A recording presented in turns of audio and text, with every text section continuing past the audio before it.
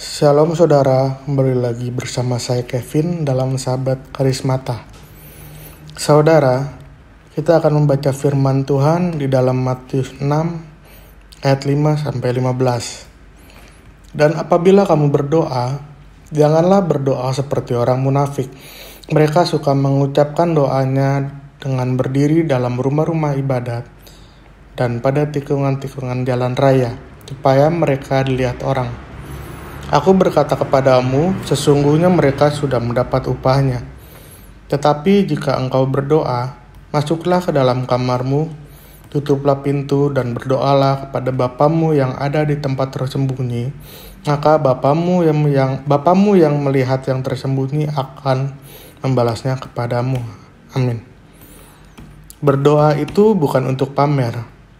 Berdoa itu bukan untuk dilihat orang, supaya orang menilai kita rohani, orang menilai kita dekat dengan Tuhan.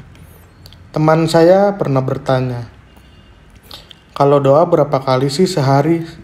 Berapa lama sih? Firman Tuhan berkata, kita berdoa bukan untuk dilihat orang, karena doa itu bukan untuk dipamerkan kepada orang, bukan untuk dilihat orang, bukan untuk dinilai seberapa rohani kita. Berdoa bukanlah sesuatu yang kita harus bangga-banggakan. Karena berdoa adalah kebutuhan. Karena kita butuh Tuhan, makanya kita berdoa. Kita butuh Tuhan untuk memberikan kita kekuatan dan perlindungan.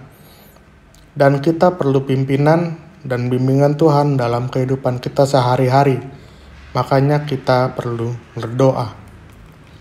Matius 26 ayat 41, berjaga-jagalah dan berdoalah, supaya kamu jangan jatuh ke dalam pencobaan.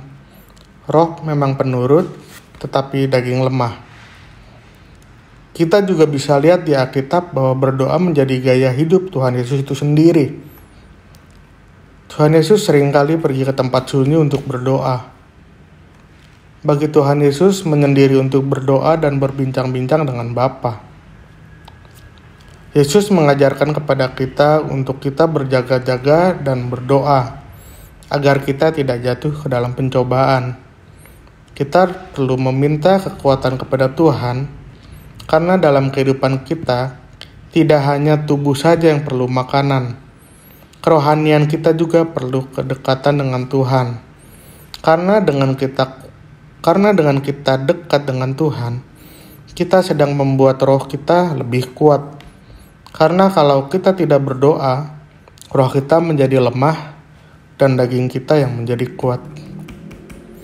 Kalau kita tidak ingin daging kita menjadi kuat, kita harus punya hubungan, kedekatan yang intim dengan Tuhan. Kita harus tetap berdoa. Di dalam 1 Tesalonika 5 ayat 17 firman Tuhan berkata, tetaplah berdoa.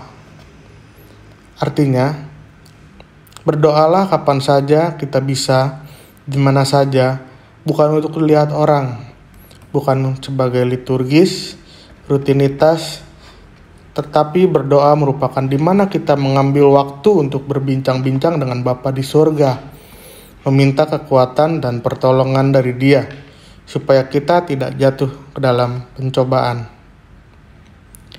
Demikian saudara-saudara yang terkasih, tetaplah berdoa. Amin.